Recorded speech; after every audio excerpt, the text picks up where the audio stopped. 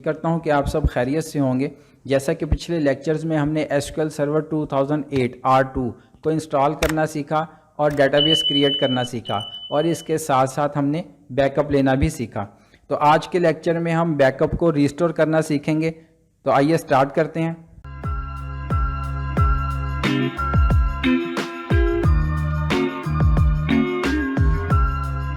तो यहाँ पर हम ओपन करेंगे एसक्यूएल सर्वर मैनेजमेंट स्टूडियो। ये मैंने ओपन कर लिया और यहाँ पर मैं प्रोवाइड करूँगा पासवर्ड। ये जैसा कि मैंने फर्स्ट लेक्चर में भी बताया था कि ये कौन सा पासवर्ड है। ये वो पासवर्ड है जो फर्स्ट लेक्चर में हमने जब इंस्टॉलेशन की थी तो मैंने मिक्स मोड में इंस्टॉल किया था। तो जब आप मिक्स मोड में इंस्टॉल करते हैं तो आपको ऐसे का पासवर्ड डिफाइन करना होता है। तो जब मैं अब लॉगिन करता हूं तो मैं वही पासवर्ड से लॉगिन करता हूं जो मैंने इंस्टॉलेशन के टाइम पे दिया था, ऐसे का पासवर्ड, सिस्टम एडमिनिस्ट्रेटर। अगर आप विंडोज़ ऑथेंटिकेशन में इंस्टॉल करेंगे तो फिर आपको यहाँ पर पासवर्ड की ज़रूरत नहीं है। आप यहाँ पर विंडोज़ ऑथेंटिकेशन पे क्लिक करेंगे और कनेक्ट करेंगे। ठीक है, ये देखें ये कनेक्ट हो गया। अदरवाइज मैंने वैसे मिक्स मोड में इंस्टॉल किया था तो मैं यहाँ पर पासवर्ड दूंगा। तो मुझे पासवर्ड के लिए एसक्यूएल सर्वर ऑथेंटिकेशन पे क्लिक करना है और ऐसे का पासवर्ड देना है जो कि मैंने इंस्टॉलेशन के टाइम पे डिफाइन किया था। अभी मैं उसी से ही लॉगिन करूंगा।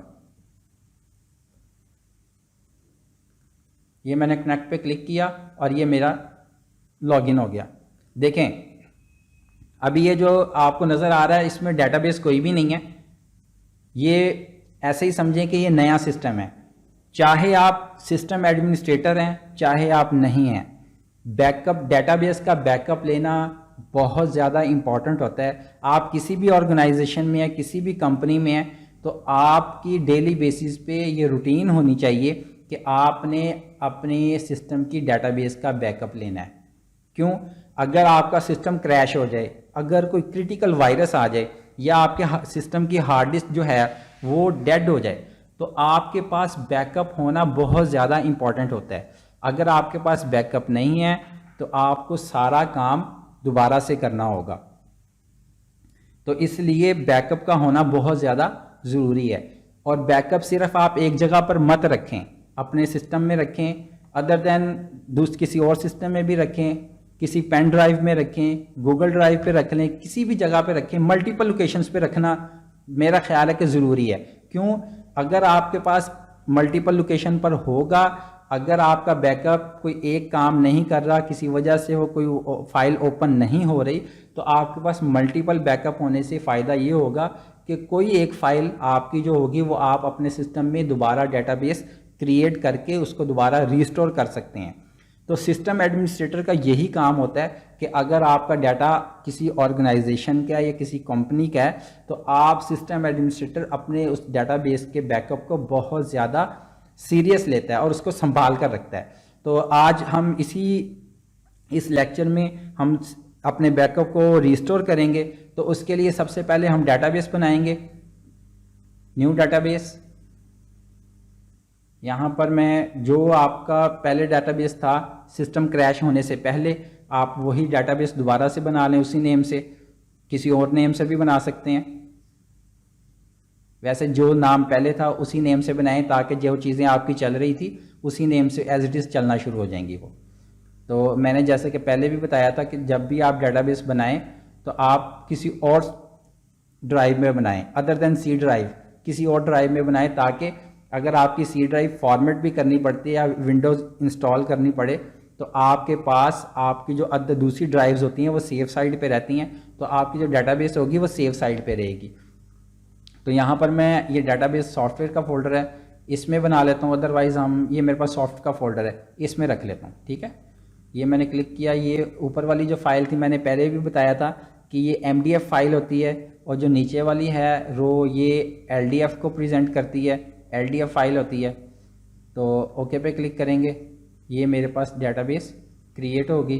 तो अब मेरे पास बैकअप होना ज़रूरी है। बैकअप अगर मेरे पास होगा, मेरी पेन ड्राइव में है या गूगल ड्राइव में है या मैंने किसी को मेल में किसी जगह पर रखा है या किसी सिस्टम में रखा है, तो मैं वहाँ से उस बैकअप को गेट करूँगा और अपने सिस्टम में रख के उसको रिस्टोर कर लूँगा।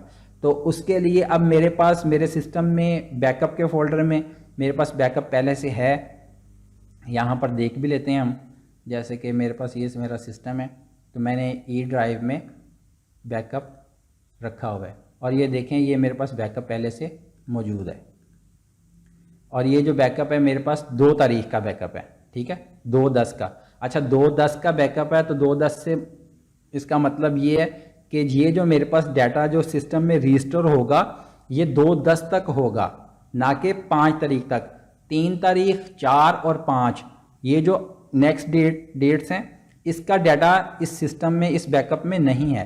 तो जो डाटा आपको जो बैकअप आपके पास होता है पहले से, तो आपके पास उसी स्टेट तक का ही डाटा आएगा जिस डेट का बैकअप होगा। तो इसलिए डेली बेसिस पे बैकअप लेना चाहिए। तो ये मेरे पास 2 तारीख का है, तो इसको हम रिस्टोर करते हैं। वापस आते हैं एसक्यूएल सर्वर मैनेजमेंट स्टूडियो में। तो स्कूल की डीबी पे राइट क्लिक करेंगे, टास्क पे जाएंगे और रिस्टोर पे क्लिक करेंगे और डाटाबेस पे क्लिक करेंगे। तो यहाँ पर मेरे पास मैंने डाटाबेस से रिस्टोर नहीं करना है, मैंने अपने सिस्टम से करना है। तो फ्रॉम डिवाइस पे क्लिक करेंगे और इस बटन पे क्लिक करेंगे और जहाँ पर मेरा बैकअप अवेलेबल है मैं वहाँ की लोकेशन दूंगा, वहाँ का पाथ दे दूंगा। तो ये मेरे पास ई ड्राइव में है, बैकअप के फोल्डर में है। बैकअप के फोल्डर पे मैंने क्लिक किया और यहाँ पर आप ऑल फाइल्स पे क्लिक करेंगे और ये देखें मेरे पास बैकअप की फ़ाइल आ गई। तो मैंने इस पर क्लिक किया और ओके पे क्लिक किया। तो अगेन ओके पे क्लिक करेंगे और यहाँ पर इस चेक बॉक्स को चेक करेंगे, ऑप्शंस में जाएंगे और यहाँ पर हम करेंगे overwrite the existing database with replace, ठीक है। और यहाँ पर आपको ख्याल रखना होगा कि आपने जो आपकी डाटाबेस है वो किस फोल्डर में है, किस जगह पे है। तो मेरी जो डाटाबेस थी वो ई ड्राइव में सॉफ्ट के फोल्डर में थी और यहाँ पर ये देखें ये स्कूल MDF, और यहाँ पर भी इसको LDF फाइल को भी पाथ देना होगा। ई ड्राइव में जाएंगे, सॉफ्ट के फोल्डर में जाएंगे और ये स्कूल log LDF इस पे ओके किया और ये दोबारा ओके किया। तो ये देखें the restore of database school completed successfully. तो ये हमारी डाटाबेस सक्सेसफुली रिस्टोर हो चुकी है।